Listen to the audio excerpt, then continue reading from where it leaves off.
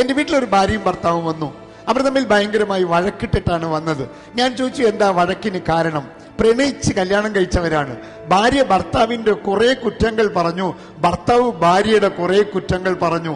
രണ്ടുപേരും കുറ്റങ്ങൾ പറഞ്ഞ് അവസാനിപ്പിച്ചപ്പോൾ ഞാൻ അവരോട് ചോദിച്ചു, ഇതുമായി ബന്ധമില്ലാത്തൊരു ചോദ്യം ഞാൻ ചോദിക്കട്ടെ. റോസാ ചെടി കണ്ടിട്ടുണ്ടോ നിങ്ങൾ?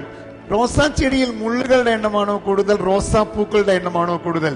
അവർ രണ്ടുപേരും ഒറ്റ സ്വരത്തിൽ പറഞ്ഞു, മുള്ളുകളുടെ എണ്ണമാണ് കൂടുതൽ. മുള്ളുകളുടെ എണ്ണമാണ് കൂടുതൽ എന്ന് അറിഞ്ഞിട്ടും നിങ്ങൾ എന്തുകൊണ്ടാണ് അതിനെ റോസാ ചെടി എന്ന് വിളിച്ചത്? മുള്ളുചെടി എന്നല്ലേ വിളിക്കേണ്ടത് എന്ന ചോദ്യത്തിന് അവർ ഉത്തരം, അതിൽ റോസ് ഉണ്ടല്ലോ. അതാണ് ജീവിതം. പ്രശ്നങ്ങൾ ഉണ്ടാകും, അവസരങ്ങളും ഉണ്ടാകും. നിങ്ങൾ പ്രശ്നങ്ങളെ മാത്രം കാണുന്നതാണ് കുഴപ്പം.